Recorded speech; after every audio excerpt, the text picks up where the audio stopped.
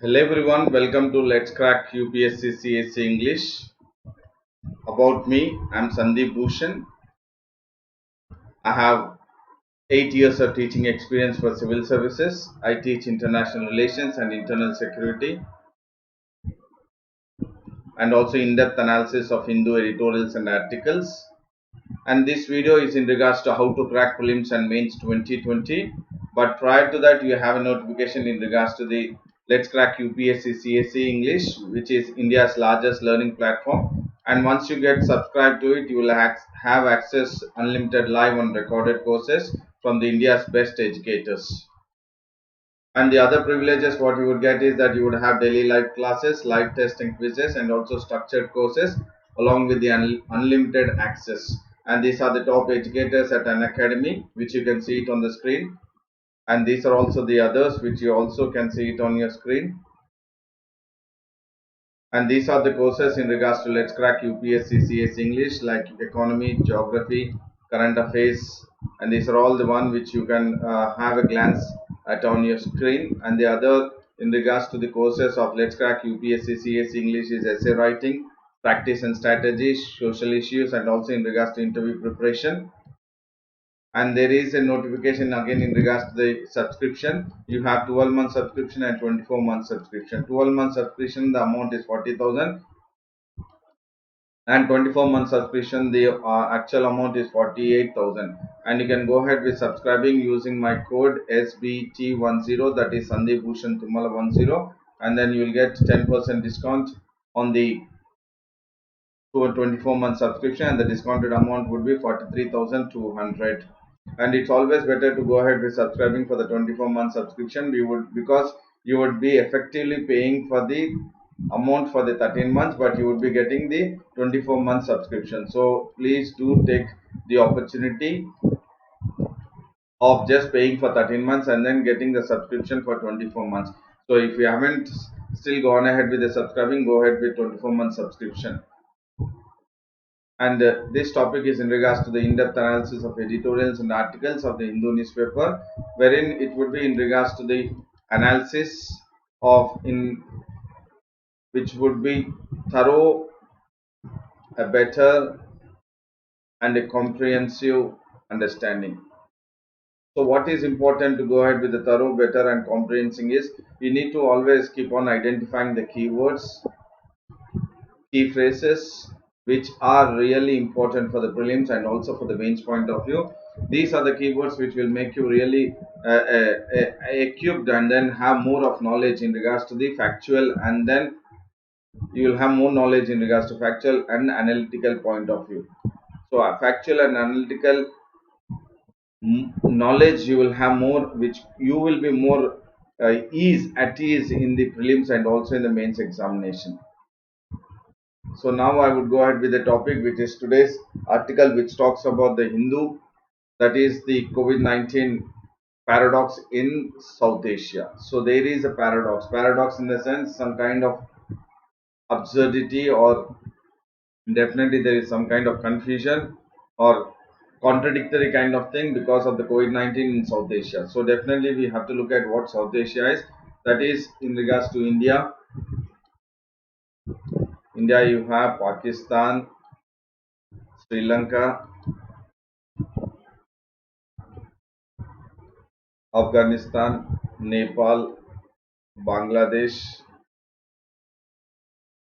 So these are the countries which are part of the South Asia, and there is some kind of what you say absurd, or again in regards to, there is definitely a kind of situation what we can try to compare it with South Asia and then the rest of the world, how the COVID-19 has really impacted, our COVID-19 pandemic has impacted the various other countries across the globe, and then how the impact is as of now in South Asia. So we will look at what is the paradox, or what is the puzzling thing that the pandemic COVID-19 COVID-19 and the way it is impacting the South Asia and also the rest of the world or the rest of the globe and various countries. It could be Europe, or it could be US, US also, and then how it is impacting various other countries. So I would say very good morning to the one who is watching also. Hi to them. Very good morning. So this is in regards to the COVID-19 pandemic. It's contradictory or the puzzling thing how the pandemic is actually affecting the rest of the world, and then how it is now in regards to the South Asia, how South Asia is affected. So this is again pandemic paradox. I have taken this. So how this coronavirus is impacting the entire South Asia itself. And then Madhu has also joined. A very good morning to you, Madhu. And then today's topic is the COVID-19 paradox in South Asia. COVID-19 paradox in South Asia. That means we have the kind of impact because of the pandemic in South Asia when we consider this South Asia and also to the rest of the world. So we will look at how the pandemic or the COVID-19 SARS-CoV-2 has impacted. So what do you mean by paradox? Because we need to know the meaning of paradox. Paradox is absurd or contradictory. So definitely there is a contradictory. So we'll look at what are the contradictories that are really in regards to the pandemic, that is COVID-19, that is SARS-CoV-2. How is it affecting the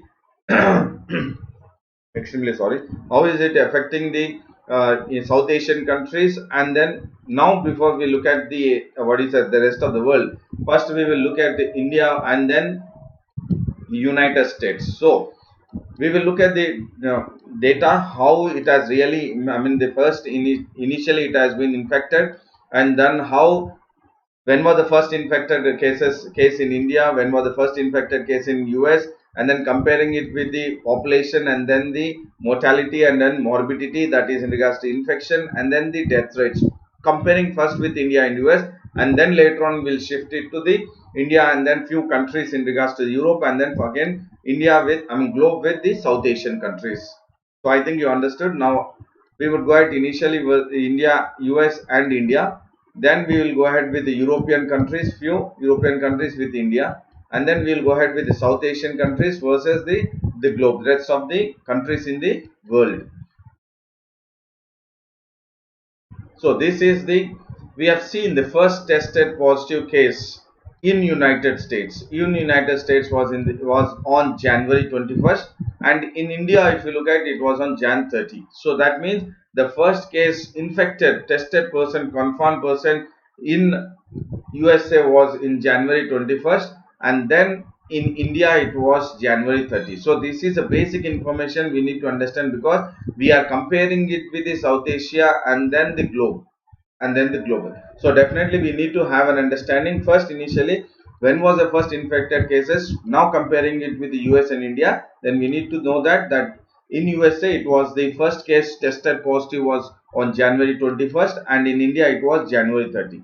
And then roughly if we take the first infected case, and then almost what do you say, now almost this week, if you consider, that is April 20, that is just 2 or 3 days back. If you compare now again, if you look at the total number of infections in US, they are 7,23,605, and India, if you look at, it is actually not 17,000. I mean as of 2021 23, it has almost, as on today, tomorrow, I mean yesterday, it has crossed 20,000. So we will take it as like what you say, 17 to 18,000 or 20,000. We will take the rough estimated count in regards to infected in India. So it is 20,000 around. And if you look at the kind of percentage it has, is US has comparatively to the world globe, it is 31.2 percentage, and then in regards to the India it is 0.75 percentage. So what are we trying to infer from this data? Why am I saying this data? Because we are trying to identify that 1.6 lakhs crores around the world. Okay, overall you are talking. Yes, definitely. So now initially we are comparing it with the India and US. Definitely India and US, when we are comparing the first, when it was on Jan 21st, and then in India Jan 30. Now when we are comparing it this week of April 2020, so the cases in US are infected or 7 lakhs, but in India it is around close to 20,000, and then percentage is 31.2 percentage in US, and then 0.75 percentage in India. So why are we trying to look at this? Definitely we'll try to understand why, what are the reasons behind this, what you say, the number of cases or the infected cases very high in US, and then comparatively they are very less in India. Even though India is, what you say, largely populated compared to USA, but if you look at the cases are low. So we will definitely look at what are the reasons. That is what I was talking about, paradox. This is what it is. I've taken the heading as the pandemic paradox. What is the paradox of the COVID-19 or the infected cases which are very high in US, which is a developed economy, and then when we compare, it has more of financial health infrastructure. The contribution towards the health is almost 10% of its GDP, and then if you look at the population is also very low. But when we look at India, its population is very high, and then density of population is very high, and in regards to the health, the amount of percentage what we contribute towards the health is just below 1% as of now, below 1%. So but still we have the less infected cases in India, compare it with the US. As of now US, we will look into the Europe also. As of now US. So if you look at, definitely there is a contradictory. So what is the reason? Is it really that the cases are very low in India compared to the US, wherein you have the, what do you say, the health infrastructure is very high. So we will look at that. So if you look at the death cases in US, they are 34,203, and in India it is 543, or just close to, what is a 100 or 200 high when we compare it with the latest, that is today's. And if you look at the entire, what you say, death cases percentage of US to the comparing with the world itself, it is 21.7%, and India's death cases comparing it to the world, it is 0.33%. So definitely the statistics is whatever the statistics are showing, it is little bit of, what you say, unimaginable. It is unimaginable, and then we are definitely getting it to a point whether these are all the real facts. You mean definitely we are getting that kind of, what is a sense, whether is it that the facts are real, or there is any contradictory, or else it is an observed data. So definitely there are many reasons or many inhibitions, and then many kinds of thoughts which are being coming up. If you look at this data, even now if you look at this data also, you will definitely have a thought, why is it so? Only compared to India, they are very high. In India, they are or in a house is just almost 10 in a room. So if you look at all those, the infected case and the mortality percentage or the number of cases should be very high, but comparatively they are not that high. And I would also say, what do you say, Chendu has joined. A very good morning to you, Chendu. And then we are today, I mean, now the topic is in regards to the, I will just take you to that. This is today's article which talks about, the topic, Chandu, is the COVID-19 paradox in South Asia. So we are looking at what is that paradox, or what is that contradictory, because of the pandemic, the situation which is across the globe, but looking at it or comparing it with the South Asia especially, then what it is. And then again, before getting into South Asia and the globe, we have gone into the looking at the statistics of the infected cases and the mortality rate, that is morbidity and the mortality rate of India, comparing it with the US. So if you compare, US is infected cases and then the death cases are comparatively very high. And then when you look at the share of these two countries in the world population, then US has only 4% of its population when we compare it to the world population. But when we compare India, India has 18%, or India's contribution towards the world population is 18%. So all the statistics is very clearly showing a kind of, what is a sense, or a kind of a thought whether all these are really correct, whether the data is correct, or else that the information what is being actually shown is being obvious now, is whether it is correct. Now we will get to the point that whether we need to really look into it, or there is any kind of a discrepancy or contradictory. That is what the paradox means. The paradox means looking at the entire data between India and then US, not just comparing with the India and the global, or South Asia and the global, but if you look at the India's mortality rate and the morbidity rate, that is infection, and then the death cases compared to US,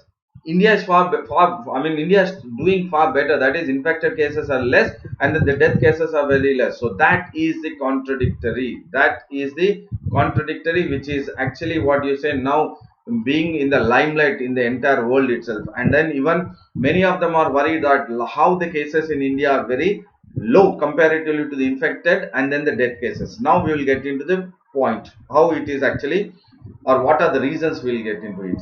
And now we'll get into the, now we have seen, I mean earlier we have seen India versus US, or the infected cases and the death cases versus India, comparing it with the India and then US. Now we'll look at the pandemic situation, that is the entire pandemic situation of COVID-19 in South Asia. In South Asia, now our focus will get from India. We will move from India to US towards South Asia and then the rest of the world. South Asia and then the rest of the world, because we have seen that paradox. Paradox means contradictory. Why that contradictory is still there? I mean, in regards to at least in the data, why there is a contradictory. So we will look at it. So as on April 20, that is this week. This is today's April 23rd. So if you look at on April 20, as on April 20, South Asia has how much percentage of the world population? This is 23.4 percentage, and this is very important in regards to the prelims points of view, because there would be a factual question which would be given in the prelims based on the COVID-19. There would be a question which would be framed on the population, because of the high population or the density of population, but still the cases of infected and then the cases of the death cases, mortality rate are comparatively high. So on that basis, the UPSC might focus on the share of percentage of South Asia to the world is 23.4 percentage, but it has accounted for only 1.25 percentage of infections, and the death cases in South Asia is 0.5 percentage. So it is very clear that even though South Asia constitutes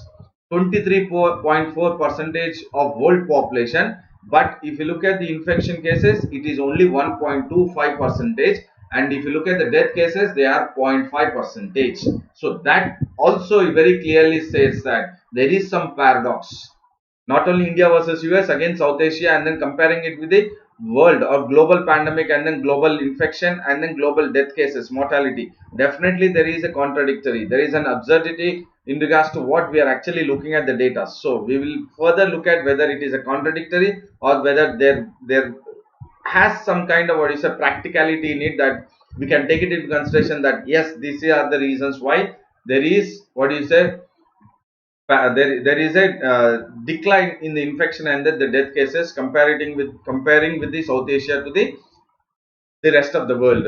And if you look at 1/3 of the world's poor live in South Asia. Again, if you look at all these are what do you say, making the case of pandemic, that is pandemic paradox, that is contradictory, making it more stronger that yes, there is a contradictory. Look at it. 1/3 of the world's poor, they live in South Asia. That means South Asia has, if you look at this photograph also, we have taken this because of this population, poor conditions. So South Asia has 1/3 of the global population. South Asia's population is 1/3 of global population, and its poverty is very high, and if you look at the nutrition levels are very high. So when we look at the South Asia, the world's poor, that is 1/3 of it constitutes the global population, and then when we look at the poverty is very high, and the nutrition levels, if you look at, they are very low. So these both are again contradictory. Poverty is very high and the nutrition levels are very high. And if you look at the population density, it is a very, it is the highest in the world. So look at the South Asia. If you look at population wise, it is 1/3 of the global population, fine, or else you can just take it as 23.4 percentage of the entire global population lives in South Asia. And then if you look at the poverty is very high, the nutrition levels are very low comparing it with the global nutrition level, and the population density is also very high. That is very high in the sense it is the highest in the world. That means all this data, whatever we are talking about, whatever I am explaining, is definitely making a cause or making a statement, or it is supporting the statement that probably South Asia should have more number of infected cases and then the death cases, that is the mortality rate, comparing it with the global population or the global pandemic situation itself. But it is contradictory to the situation or the facts. The reason is we will look at, and the other one is the public health system and the facilities are the worst. And if you look at the South Asia, we were talking about the poverty, we were talking of the nutrition, we were talking about the density of it, and we were talking of the population, fourth one. And now we will look at the fifth one, that is the public health system and the facilities is the worst in the world. So look at this, so much of data which we are taking into consideration, which is definitely again very important for prelims point of view, analytical and then factual point of view. It is very important. Probably it could be part of your economy, or also again in regards to the geography based, there could be a question again, human population or human geography, there could be a question again based on the pandemic. So definitely if you look at all this, whatever we have taken in regards to the population, in regards to the poverty, in regards to the nutrition, in regards to the population density, and then again in regards to the public health system, it is all, I mean, in regards to all these indicators, in all the indicators, South Asia is very low. South Asia is very low. That means when we are very low, our death cases, infected cases and the death cases should be very high, but it is something else. Now we will compare it with the South Asia to the North America. If you are comparing it with the North America and then Western Europe and East Asia also, their population size and the infections and the deaths in South Asia are far lower. So it is not just comparing it with the global. Again, when we are segregating it with the South Asia towards North America, Western Europe and East Asia. When we compare again, the infection and the death cases in South Asia are comparatively lower than the rest of the globe. And again, segregating, breaking it into what is towards East, towards USA, North America, Western Europe and East Asia. If you look at again all these, definitely what is that we can see or we can identify is that in spite of having so many factors or indicators which are showing the data practically on paper, and also which is proof that the South Asia should have more number of infections and then the death cases, but we are comparatively lower. Why? Again, it's a question. Why is a question. So we will definitely look at that. Why is that? Is that we will definitely look at it.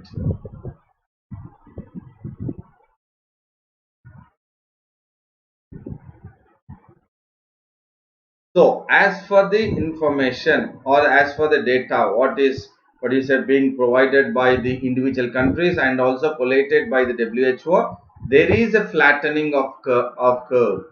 There is a flattening of curve. When you look at the curve in India, Pakistan, Bangladesh, Sri Lanka, Maldives and then Nepal. Overall, if you look at Bhutan also, if you look at overall, yes, there is definitely the flattening of the curve. That means if you look at the number of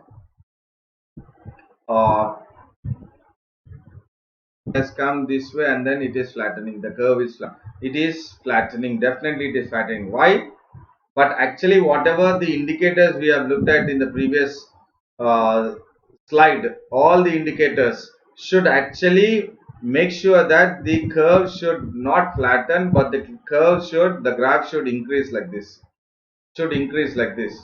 fine, and then later on, but it is not happening in this fashion, but it is happening in this. In Maldives and Nepal are in double digits. Only the infections in Maldives and Nepal, if you look at, they are only in double digits, and if you compare it with the infections in Bhutan, they are just in single digits. That means it is showing that in this South Asia, entire South Asia, the curve is flattening. So we will look at what are the reasons for the curve to flatten. What are the reasons that the infections are comparatively low, and then in regards to the death cases are also low. And when we look at again within this comparison with South Asia, that is Bangladesh, Bhutan, India, Maldives, Nepal, Pakistan and Sri Lanka, we have seen that in Nepal that last January the first person was tested positive for COVID-19, and it was in end February or early March. Other countries were actually there was death cases or else infected persons positive that it has been detected in other countries. But if you look at again the Nepal, if you look at the infected cases are only double digits.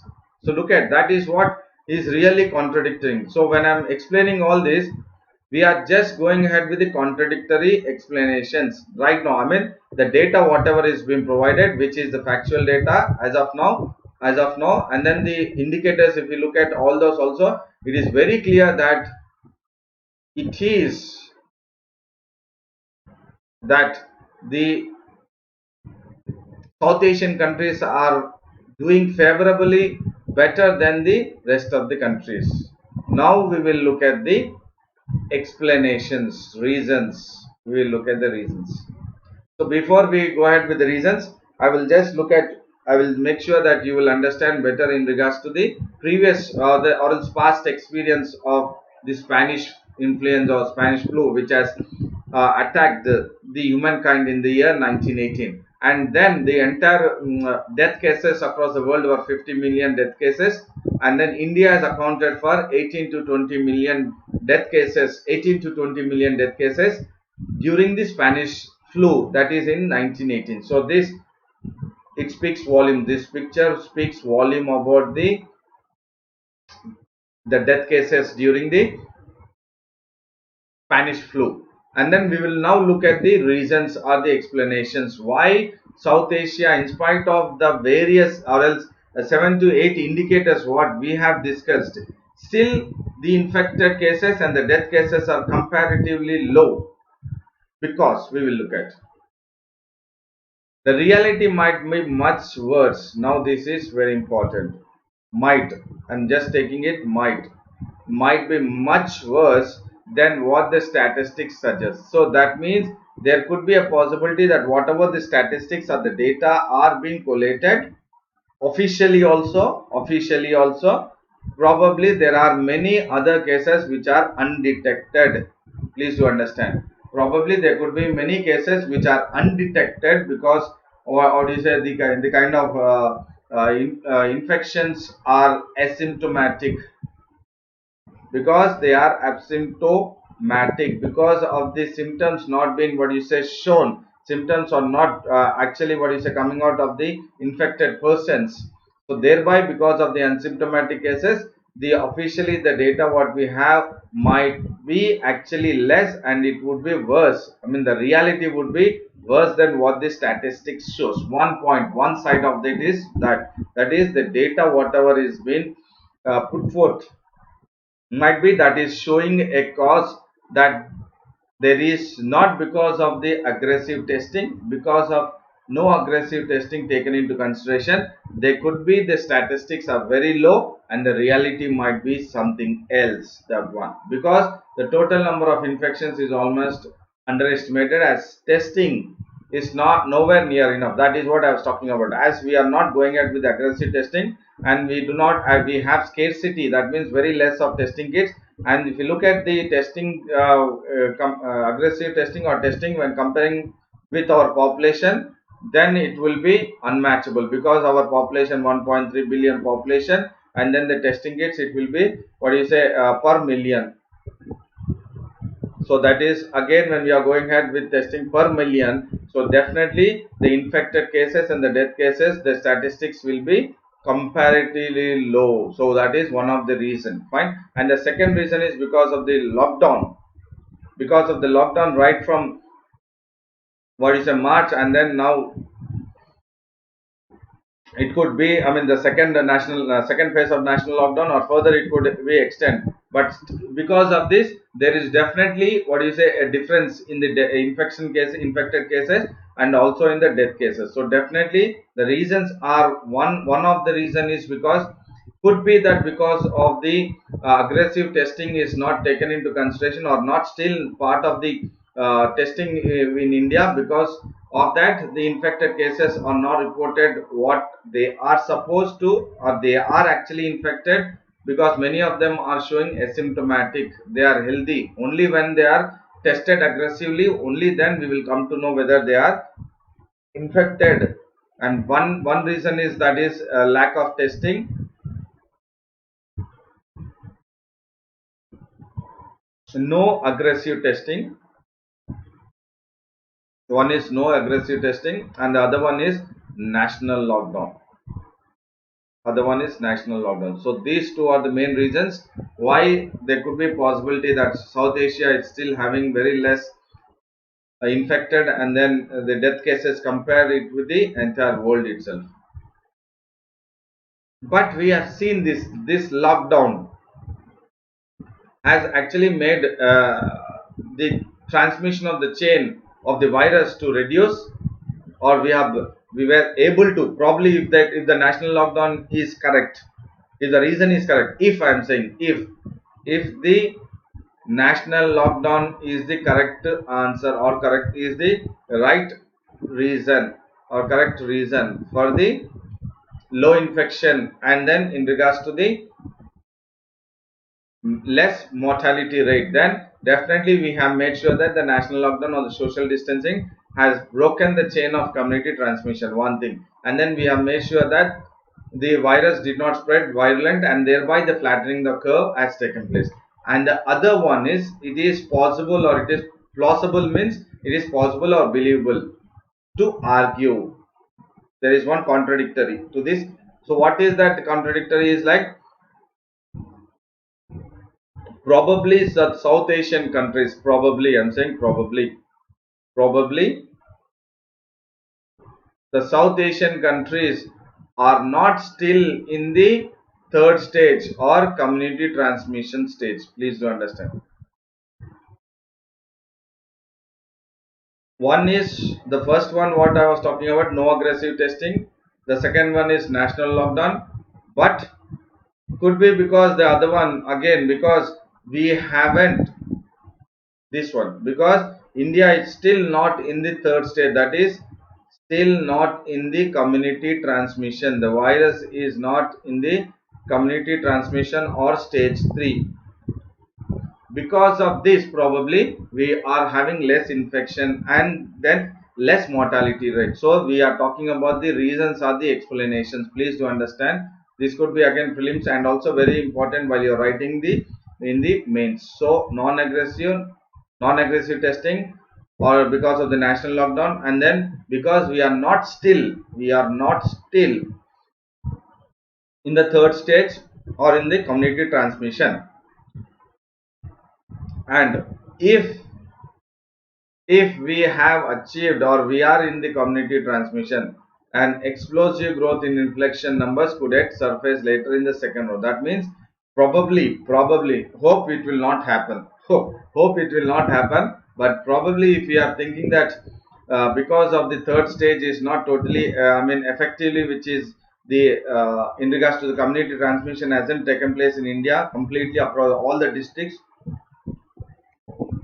So probably then we will be expecting an explosive or exponential growth of infection and the death cases in the near future or in the second round. So probably we will not, or we should not experience this, the next surge of the virus or the COVID-19.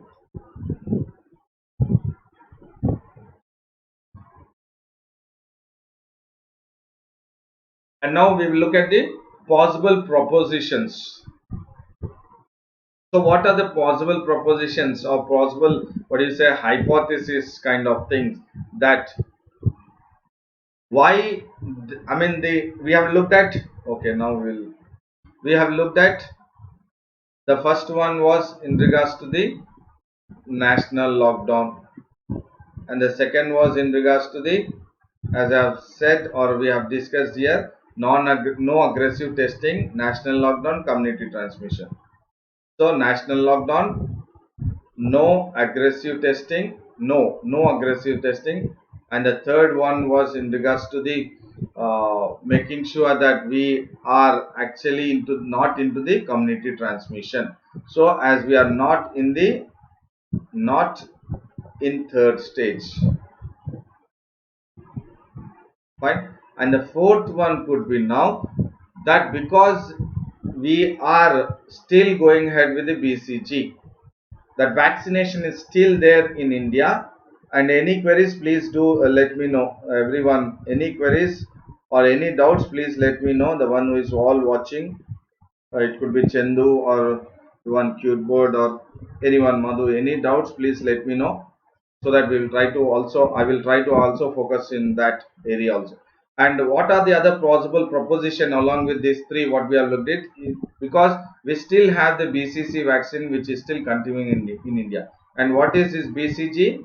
That means Bacillus calmette guerin. So this is again very important for prelims point of view, because based on the reasons why still in, I mean, South Asia or India is still having comparatively less infection and then mortality rate compared to the other countries, is because it is mandatory that we are going ahead with the BCG vaccination, because BCG vaccination is against what? Tuberculosis. Again, this is very important for prelims point of view. And this, whenever this BCG is being administered, it tuberculosis, it is against tuberculosis, but not only just against tuberculosis, but it also has less susceptibility, that is vulnerable to COVID-19 infection and then death cases. Please do understand. Please do understand. BCG is not just a vaccination against tuberculosis, again, which is very important for prelims point of view, because BCG abbreviation is Bacillus calmette guerin. Fine. So this vaccination is actually against tuberculosis, but not only tuberculosis, but also it is less susceptible. Less susceptible in the sense less risk or vulnerable to COVID-19 morbidity and mortality rate. So definitely there is what you say kind of we are having more of immunity, probably Indians or South Asians are having more of immunity because of the BCG vaccine, more of immunity because of BCG vaccine. And now we'll not just what is a fix ourselves to India or South Asia. We'll look at Iberian Peninsula countries, Spain and Portugal. That is, we will also focus in regards to the Europe. Fine. So when now before getting into the Iberian Peninsula, Spain and Portugal, we will look at what are Iberian Peninsula. So they are located on the southwestern tip of European continent. They are located at the southwestern tip of European continent. That is the Iberian Peninsula. The Iberian Peninsula includes the Andorra, fine, the Portugal, and then Spain, and then the British Crown colony, that is of Gibraltar, or Gibraltar, however you pronounce it, Gibraltar. Fine. So this is what is, I mean, this here, this space, the nearest point, it is only 5 miles away from the continent of Africa. So this strait, Gibraltar, is just what do you say 8 kilometers, 5 miles or 8 kilometers from the continent of Africa. So this is called as Iberian Peninsula. So again, this is again important for geography prelims. So look at how we are able to correlate with various questions for prelims, and also how best we can try to look at the article in regards to the pandemic paradox in South Asia paradox. Fine. So now we have looked at the BCG, which could be the reason also why we have the less infected and less mortality rate. That is what the fourth one is in regards to BCG. Fine. So now we are comparing that to the Iberian Peninsula, Spain and Portugal. So if we look at the Iberian Peninsula countries,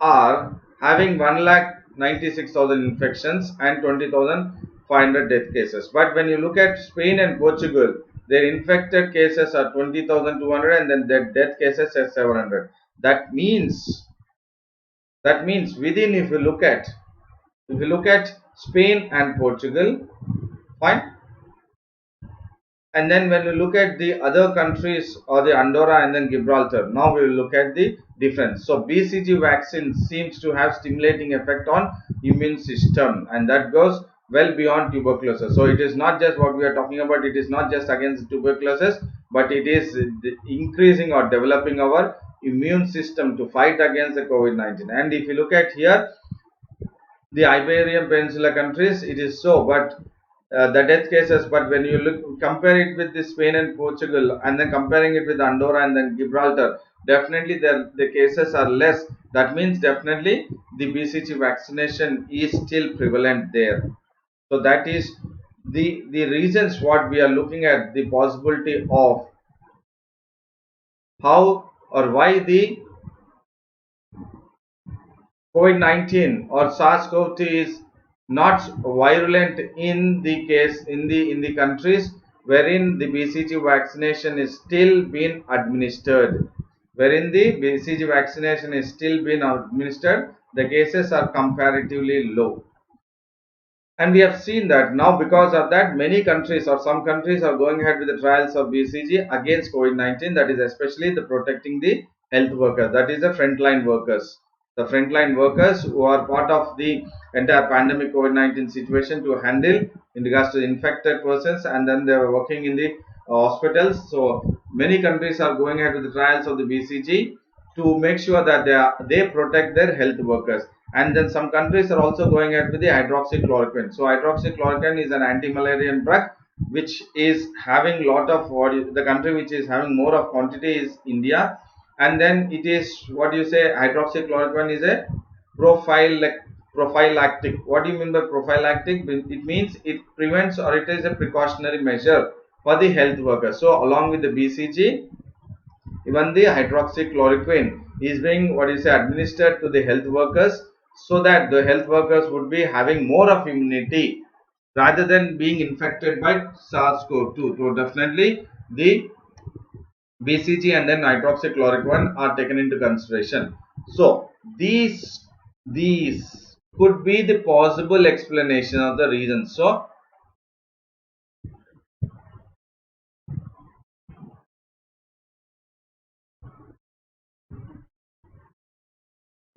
if it is BCG is the first one, hydroxychloroquine is the third one, and then the third one is no aggressive testing, I said, fine. And then fourth one is in regards to the national lockdown, and the fifth one is in regards to making sure that we go ahead with more of the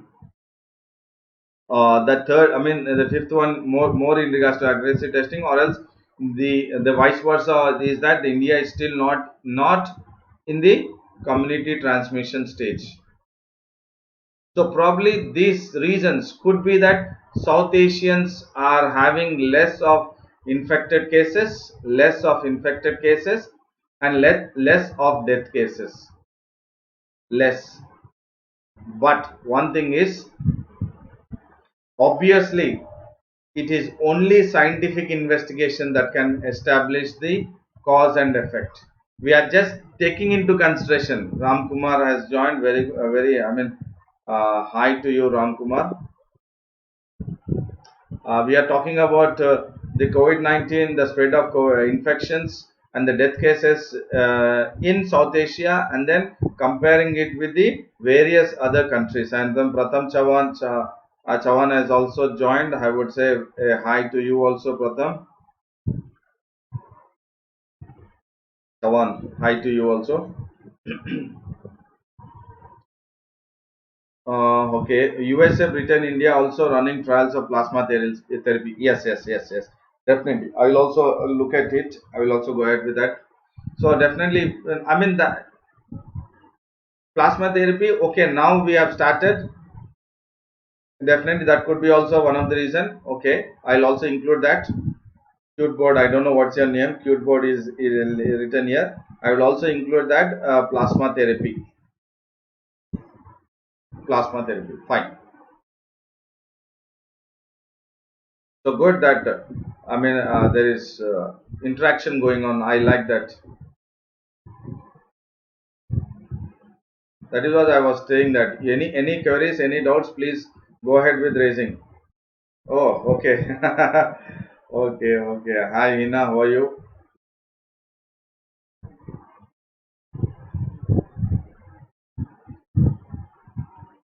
Nice to see you even in what you say YouTube. And then here we have looked at one of the reason is national lockdown, no aggressive testing, hydroxychloroquine, BCG, and then because probably we are not still India. I mean many districts of the country is not in the third community transmission stage. Hope it will not spread. You hope what is India will not get into the community transmission stage. And then probably because of what Hina was saying also in regards to the plasma theory also. Yes. And then Pratham Chavan says role of grassroots democracy in current situation. Okay, grassroots democracy. Yes. What is that grassroots democracy? If I would have understood it, what do you say?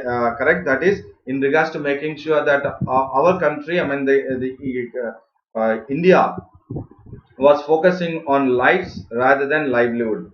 I mean in regards to the priority I'm talking about. This is the first priority, this is the second priority. Right? And then along with this I would add one more point also here. I would add one more point here, seventh point I would add, wherein our Prime Minister Narendra Modi has gone ahead with SARC video conferencing. Probably this is also making everyone together that we are having this hydroxychloroquine, fine, which India is what you say distributing it to our South Asian countries or Southeast Asian countries, fine, and then making sure that we also go ahead with having more of testing if at all we can go ahead with from China, or else from the SARC we can try to help because we have that contingency fund to handle the pandemic. So the seventh one also have taken the reason as SARC. Recently the SARC one. Fine. Now I'll erase this all.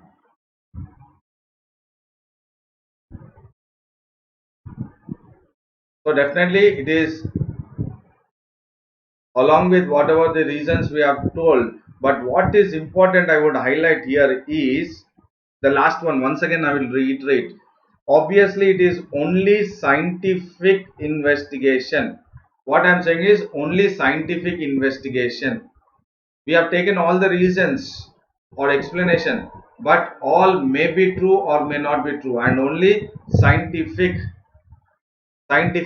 investigation or investigation can establish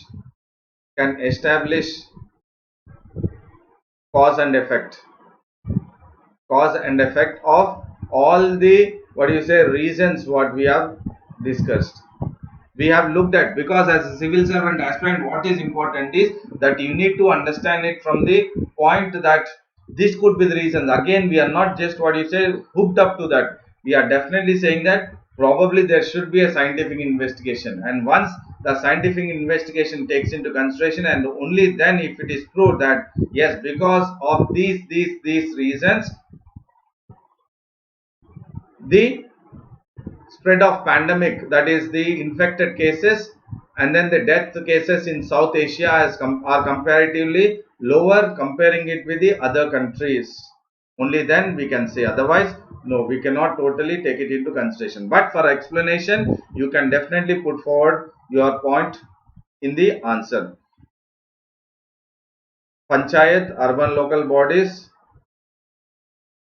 role, self-help group role in fighting this virus is comparison with, well, okay, very good, Pratham. I would also say that as community engagement, I have taken this also in one of the class 10 to 11 from 10 o'clock to 11 o'clock. I have taken this. What is the role of community engagement in handling the COVID-19 or COVID-19 pandemic? I've explained that. Yes, and what you said is absolutely right.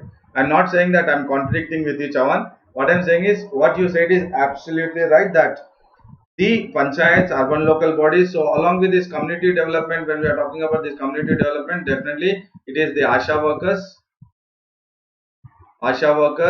plus as we were talking about the doctors, nurses, the frontline workers, and it is in regards to the government, municipal machineries or the administration, it is police, fine, and it is in regards to the, when we are talking of municipal machinery, municipal administration, everyone comes into it. Police administration, ASHA workers, doctors, nurses, frontline workers, along with them the startups. There are few startups who have come forward, and then along with that you have the corporate social responsibility, and above all, what is that is individual citizens responsibility. So all this together, what you are talking about, Pratham, that is the community engagement, the role of community engagement in handling the COVID-19 pandemic situation effectively, or at least making sure that we are, to that extent, we are able to, what you say, handle the issue, not spreading virulent, not spreading virulent. So definitely it is the community engagement which is very important in regards to making sure that the spread of virus do not take place, and then we are effectively trying to break the chain of transmission. And very good, Pratham and then Hina, everyone, you are also making a point. I really like the point. Even 1.6, okay, it was you, Chindu.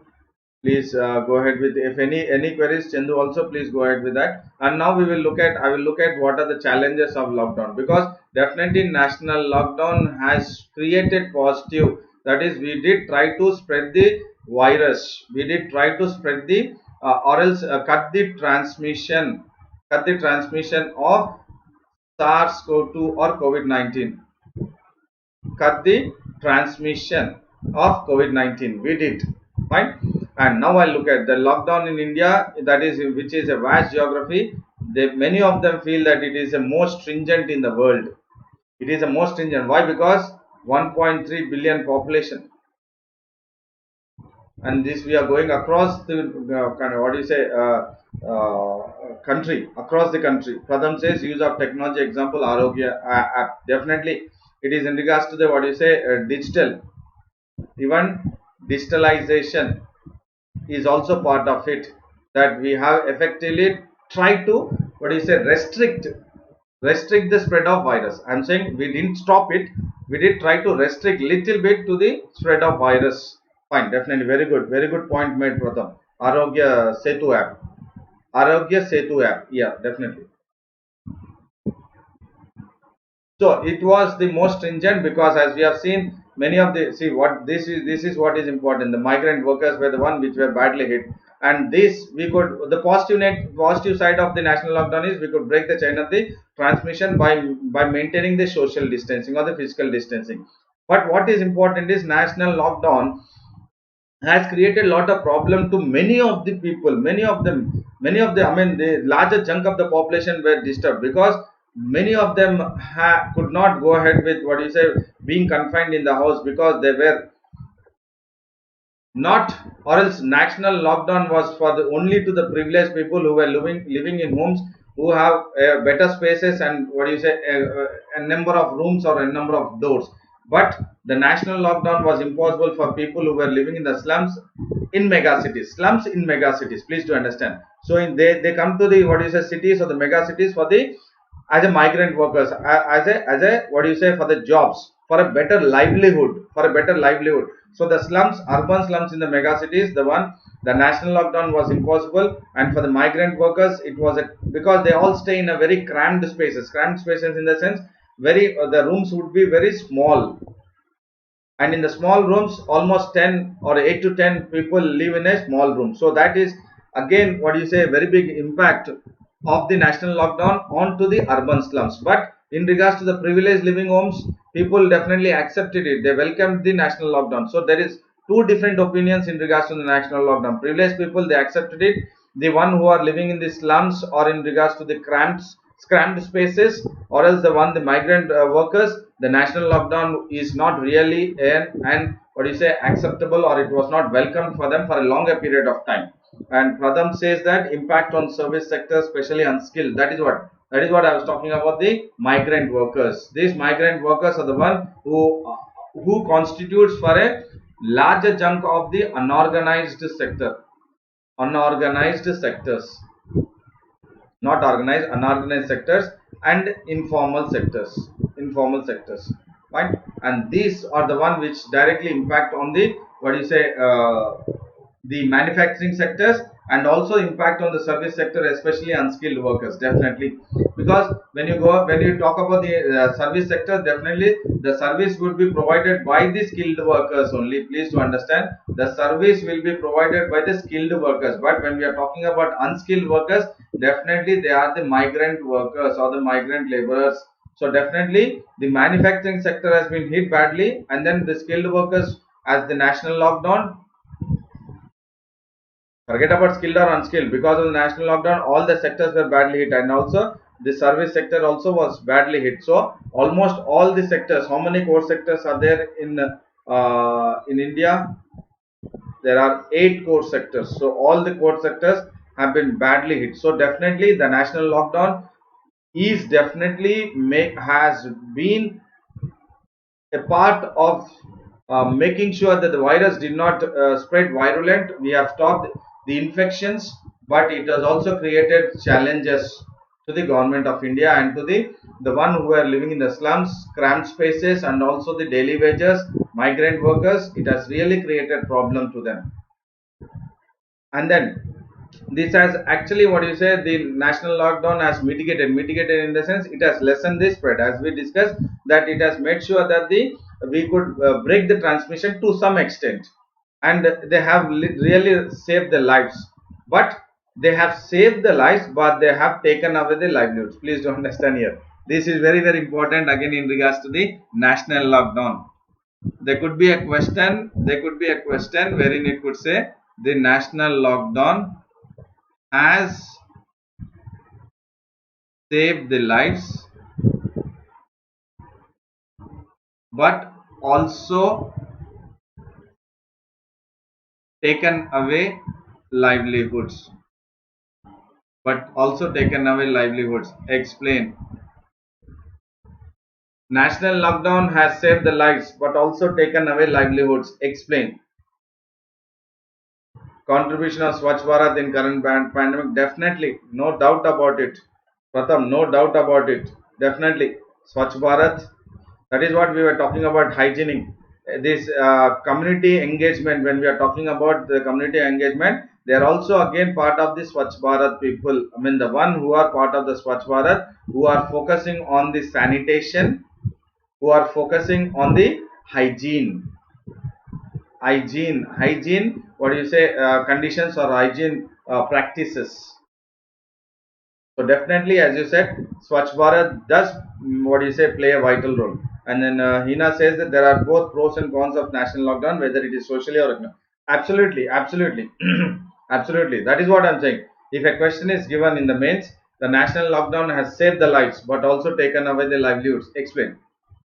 And then I think all my students, I mean the one who have watched my or will watch, or and now also they are watching, and the previous classes or the lessons they have also watched my explanation, they would definitely write and very good answer, effective answer. When I'm saying very good, it is an effective answer they would write when the question is asked in this fashion. Fine.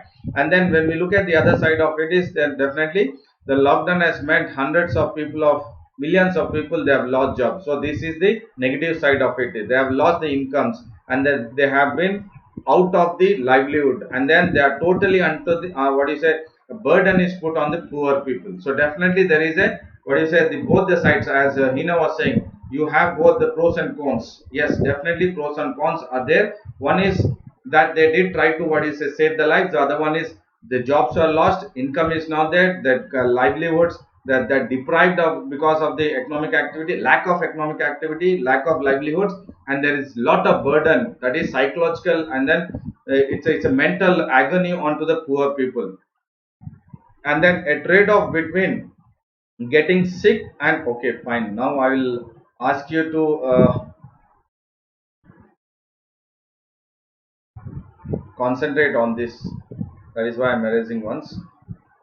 This is very very important. Oh, I've erased this. Okay, I think you have understood this question, what I have gone ahead, if it is given in the mains. Fine. And now I'll look at very keenly in regards to the third point. and probably this could be again a question itself, question in the mains itself. Condition in ODF plus. Oh, Pratham, what do you mean by ODF? Please let me know. ODF over the, what do you mean by ODF? Please let me know because I didn't get it. And then this point, please look at the trade-off between getting sick and going hungry is no choice. The trade-off, okay, forget about the word if you're not understanding trade-off. Between getting sick and going hungry, this again is between the lives and the livelihood. So these could be asked in various forms in the exam. Trade-off between getting sick, that means lives. Going hungry, livelihood is no choice. Livelihood or an imperative for preserving lives. This again is very, very important. You take it for granted. There could be a question based on what you said, this understanding. Based on this, the same kind, the intensity of the, what you say, the explanation could be same, but the statement could be different, but I think this could be livelihood or an imperative for preserving lives. Discuss. Livelihood or an imperative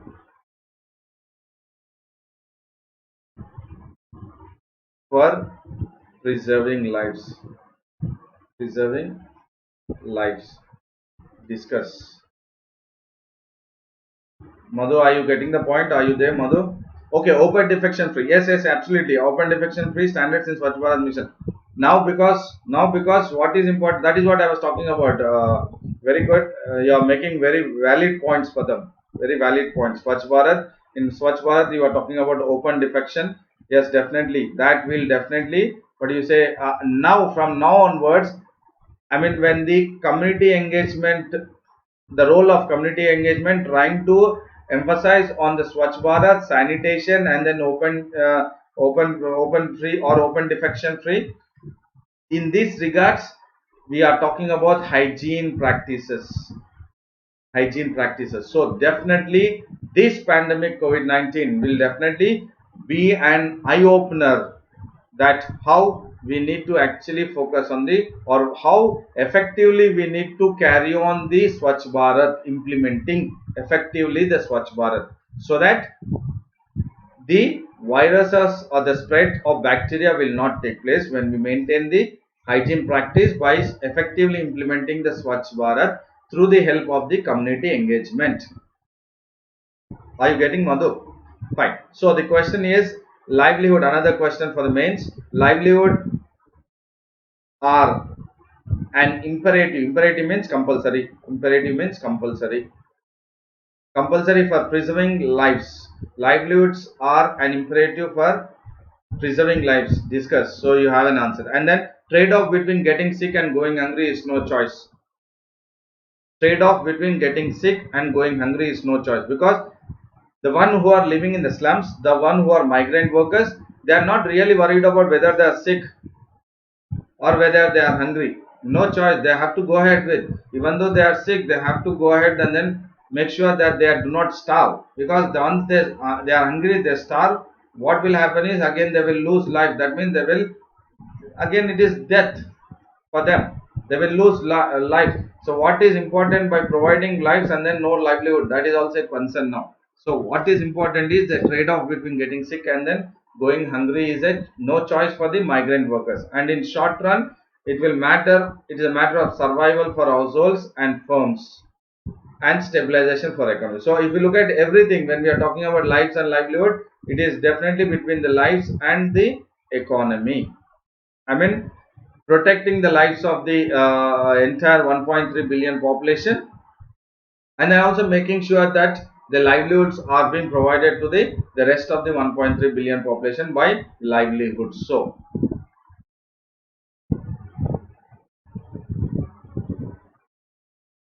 and look at the, what is a migrants, because of the national lockdown, the image what I have taken there.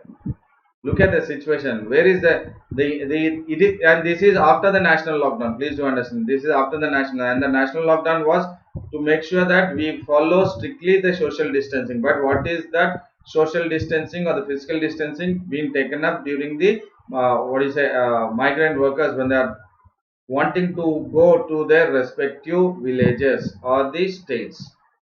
And now I will conclude this. Okay, Pratham says that can we say that the trade-off depends on income levels of GDP per capita? Definitely. Now the purchasing power parity of individuals will come down. The consumption capacity, definitely consumption capacity of individuals will come down, and thereby the GDP per capita, definitely consumption. I'm purchasing power parity on the purchasing power parity or consumption capacity will definitely decrease. Once this decreases, definitely because of national lockdown, no jobs, because of no jobs, no salaries, because of no salaries, no income, because there is no income, it will directly impact on the per capita. That means how much rupees each individual have in India per capita or national national income. If we talk about per capita national income, if we talk about per capita, if we talk about GDP, definitely the GDP will definitely fall down. The per capita or the levels of GDP per capita will also come down, definitely, Pratham. And then we will conclude this by saying that the rapid economic growth in the past 25 years has enabled South Asian countries to bring about a significant reduction in poverty or absolute poverty. So the last 25 years, in regards to what they have taken into consideration, the LPG or else the globalization and all that, what has happened is that now we are actually now again getting into the mode of the rising inequality. Actually it has brought down the inequality, but now because of the COVID-19, what we have actually struggled hard in the the rest of or else past 25 years, it is again absolute poverty will increase now once again, because and again the economic inequality will rise further because of COVID-19 pandemic. Because of the COVID-19 pandemic, whatever the rapid economic growth has taken place in South Asia for the past 25 years, and then rising inequality, trying to suppress that inequality will now again, flourish, or it will increase now. So that is what is in regards to the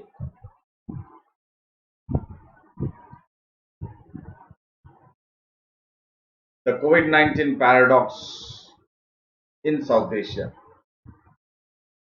Here you can now add also Bhutan. Fine. So Pratham says regarding the question livelihood life, can we say it depends on GDP per capita? It depends. It depends on the. Rather than getting to the GDP per capita, it's always important that how the situation can be taken into consideration. That is, whether we have to go ahead with the considering the lives or the livelihoods. That means economic activity should go ahead. Economic activity, how? That is in regards to the making sure that it is in a strategic exist in regards to the national lockdown. So definitely again further it will come back to the ultimately we have to the entire explanation has come will come back to the GDP itself. Definitely, brother. And thank you all.